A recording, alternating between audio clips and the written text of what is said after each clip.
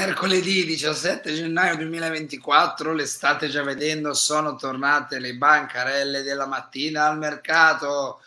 Ciao a tutti da parte di Enrico Boiani e da parte di Beatrice Sarti. Ciao Bea, Ciao, ciao a tutti, buongiorno.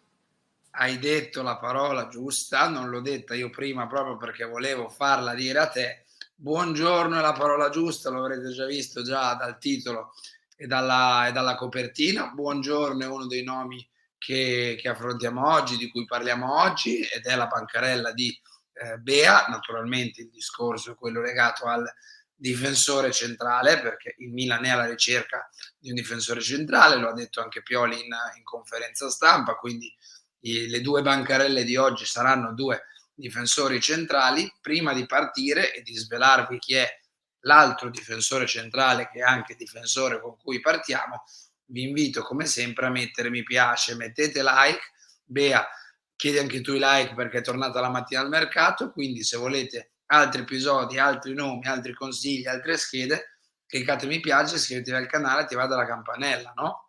Assolutamente, è un appuntamento questo che sappiamo che vi è piaciuto, quindi ve lo riproponiamo anche perché ci sono un paio di nomi che al di là del loro arrivo o meno, che sappiamo in queste vicende non c'è mai niente di scontato, però ci piaceva analizzare con voi questi giocatori accostati appunto ai colori rossoneri, però servono i like, servono sempre i like per aiutarci in tante cose che possono appunto far sviluppare al meglio questo canale. Dai, arriviamo almeno a 500, 700 mi piace, 1000 se vogliamo proprio esagerare. Quindi mettete like e partiamo subito con la prima bancarella. Il nome è quello di Kouassi, Tanguy Nianzou Kouassi, che è classe 2002. Tra l'altro è nato proprio un giorno dopo Buongiorno, perché è nato Esatto. il 7 di giugno, mentre Buongiorno è nato il 6. Nazionale francese del Siviglia attualmente. L'ingaggio netto è di circa 2 milioni, il contratto è in scadenza in realtà perché se non erro è appunto un contratto che termina in quest'estate. Il valore di mercato secondo Transfermarkt è quello di 5 milioni. È un difensore, Bea, che non sta giocando tanto, lo state vedendo, i numeri 2023-2024 non sono alti, anzi, perché finora nella prima parte di stagione ha collezionato soltanto 7 presenze, ovvero 239 minuti, quindi nemmeno presenze da titolarissimo. In Liga ha fatto poco più di 100 minuti, un pochino di più l'anno scorso, 2022-2023, dove ha giocato oltre 2000 minuti, 30 presenze, tra l'altro pure 3 gol. È un nome, ve l'ho già detto, ve l'abbiamo già detto anche nelle passate puntate, tra il talk, obbligo di riscatto, è un nome che piace al Milan in realtà da tanto tempo, Sì, perché il Milan cercò Kouassi nell'estate in cui poi prese Kalulu. Kouassi in realtà era il nome iniziale della dirigenza e dello scouting del Milan, che voleva appunto il buon Kouassi, che era nelle giovanili del Paris Saint-Germain, anche lui come Kalulu ai tempi era in scadenza, però ci fu la concorrenza del Bayern Monaco che si prese il giocatore e Kouassi andò al Bayern Monaco. Il Milan a quel punto puntò su Kalulu. Poi la carriera di Kouassi al Bayern Monaco non è mai esplosa, non è mai riuscito a ritagliarsi uno spazio importante, non è mai riuscito a prendersi, diciamo, la scena in Baviera e quindi è andato a giocare al Siviglia.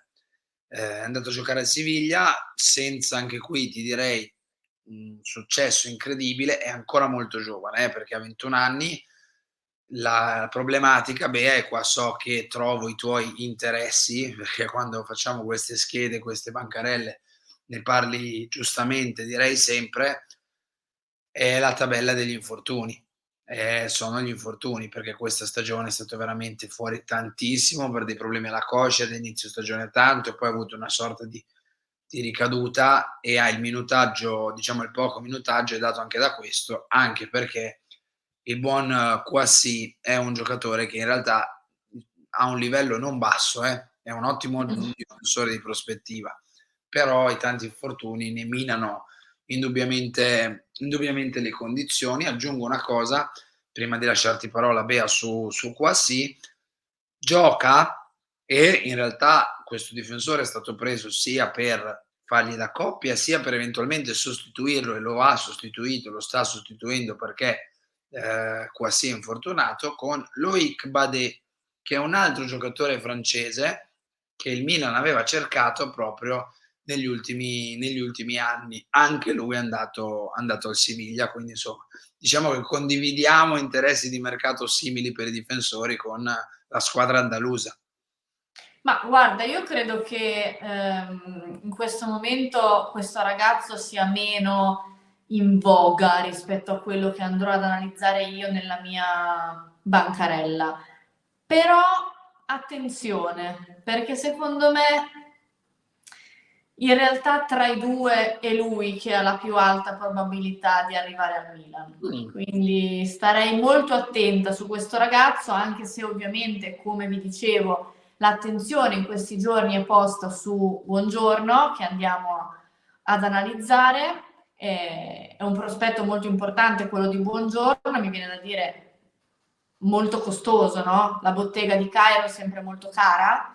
È un ragazzo italiano, giovane ma non un ventenne, comunque Buongiorno non mi ricordo se li ha già compiuti, comunque va per i 24, 25, quindi ecco, se è giugno 99 vuol dire che va appunto per i 24, anzi per i 25 anni, se non erro.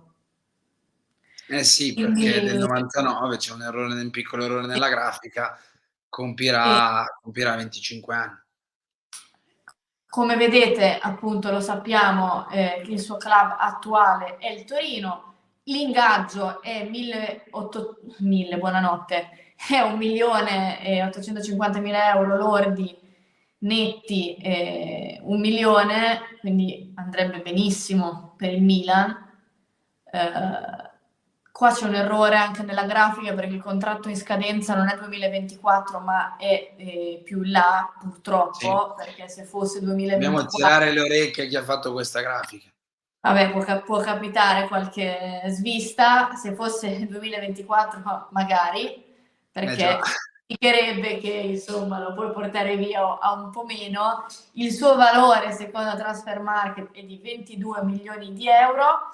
Vedete appunto in grafica anche la sua hitmap, è un difensore centrale molto promettente come sappiamo, tra l'altro ha un'età giusta perché comunque non è più ragazzino, ha una giusta maturità secondo me per poter indossare una maglia come quella del Milan. Prima di andare a analizzare le sue stagioni, tra cui quella attuale, ci tengo a sottolineare che, come ho detto ieri durante il talk, è una trattativa comunque che in questo momento, se devo essere onesta, è più probabile che non ci sia rispetto a che ci sia, perché comunque Sponda Torino non arrivano conferme che c'è la volontà di cederlo, soprattutto a metà stagione, poi da qui a giugno ci penseremo, le cose possono cambiare. In questa trattativa è stato inserito più volte Lorenzo Colombo, che però fronte Monza mi dicono che non c'è tutta questa necessità e tutta questa volontà soprattutto di comunque cederlo, quindi ad oggi secondo me è una trattativa molto complessa. Se dovessi scegliere per un no, per un sì, io in questo momento ti direi no. Quindi poi da qui a giugno le cose possono cambiare. Ripeto, quella di Cairo è una bottega molto costosa, abbiamo visto l'affare Bremer come è andato a finire, quindi io non sottovaluterei questa trattativa. Con ciò non voglio dire che non si può avere la speranza che arrivi Buongiorno al Milan, però che sia in corso una trattativa, che ci sia volontà da entrambe le parti, io rimarrei molto molto cauta. Ecco, dopo aver detto questo possiamo tornare ad analizzare Sì. i numeri di Alessandro Buongiorno. Come vedete questa stagione per lui insomma è positiva nel senso che ha giocato tanto, 1467 minuti, così come la stagione scorsa. La stagione scorsa vi vado a dare qualche dato in più, perché considerando anche la Coppa Italia ha giocato la bellezza, che qui non c'è, ha giocato la bellezza di 3115 minuti in Serie A, le ha giocate titolare quasi tutte, perché ben 30, così come in Coppa Italia su 4 ne ha giocate 4, ma devo dire che non mi stupisce più di tanto questo minutaggio, perché è un giocatore titolare che gioca, importante per il Torino. Anche per questo è molto complicato comunque vedere un giocatore del genere che lascia una squadra come il Toro a gennaio nel pieno della stagione. Per questo che vi dicevo. Guardate la differenza con i numeri di Kouassi, Eh, esatto. proprio anche solo visivamente, sono numeri completamente diversi, soprattutto quest'anno. Sono anche, Bea, 2 tipologie di operazioni diverse, no, perché uno è un difensore di fatto titolare, cioè lo paghi tanto, investi tanto, inserisci anche nella trattativa eventualmente un tuo giovane, è quasi più una certezza, no, perché gioca nel tuo campionato, sta facendo bene nel tuo campionato, e quindi è un giocatore ed è un investimento ed è un'operazione anche per il futuro. Credo invece che Kouassi è veramente un'operazione di emergenza per le prossime 5, 6, 7 partite, soprattutto Poi perché poi magari, sì, poi magari e fa bene, fa molto sì, bene. va bene, eccetera, però credo Chiaro che che il curriculum è diverso in questo ecco, momento, curriculum ma diverso, e anche penso che Kouassi sarebbe un'operazione in prestito, quindi magari con diritto, come dicevi tu, magari fa bene, chissà, però comunque sono anche 2 carature diverse proprio per il momento che stanno vivendo. Tra l'altro Kouassi arriverebbe magari adesso, e però si pretende che per questa emergenza arrivi un difensore pronto subito per andare in campo, e Kouassi magari in questo preciso momento lo è, però ha avuto tanti problemi fisici, quindi son proprio due operazioni, 2 nomi, 2 difensori, anche per il momento di carriera che stan vivendo, tanto diversi loro. tra l'altro hai parlato di problemi fisici anche prima, e andiamo come di consueto anche ad analizzare, purtroppo noi la analizziamo perché negli ultimi anni, ai noi, è un fattore che bisogna considerare. Non che le altre squadre non lo considerino, però è ovvio che un occhio in più il tifoso del Milan alla famosa cronaca infortuni di Transfermarkt da sempre. Per Buongiorno vi segnalo un infortunio agli adduttori in questa stagione che l'ha tenuto fuori un mese, tra settembre e ottobre.